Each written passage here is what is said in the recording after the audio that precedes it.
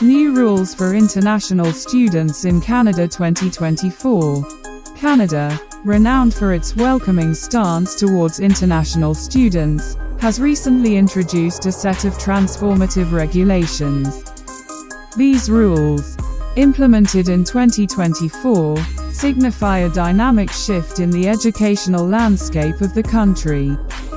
As we delve into the intricacies of these new guidelines, both international students and stakeholders stand to gain valuable insights into the evolving terrain of Canadian education. Understanding the significance of the changes. The new rules for international students in Canada aim not to restrict their experience but to provide a smoother path to academic and cultural immersion. They are designed to ensure that international students are well equipped for success during their time in Canada.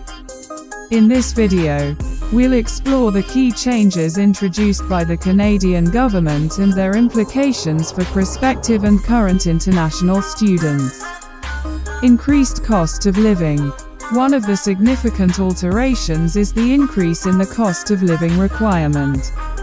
As of January 1, 2024, applicants for Canada study permits must meet a new living expense requirement of $2,635, in addition to the first year's tuition and travel expenses. This adjustment reflects the changing economic landscape and aims to better support the needs of international students during their stay. Cap on number of international students. Canada has also imposed a cap on the number of visas granted to international students, reducing permits by approximately 35%. With a limit of 360,000 new study permits in 2024, prospective applicants need to be mindful of this restriction when planning their educational journey in Canada. Provincial attestation letter requirement.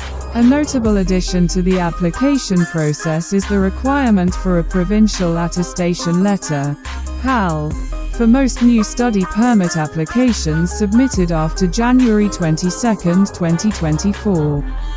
While the process for issuing PALs is still under development, this requirement underscores the importance of provincial involvement in welcoming international students. Changes in spouse work permit eligibility. The eligibility criteria for open work permits for spouses of international students have also undergone changes. Open work permits will now be offered primarily to spouses of students pursuing master's and doctorate degrees, with eligibility limited for those at other levels of study. Modifications to post-graduation work permit, PGWP, eligibility. Further adjustments have been made to the eligibility criteria for the post-graduation work permit, PGWP. Graduates of master's degree programs lasting fewer than 2 years will now be eligible for a longer 3-year PGWP, starting February 15, 2024.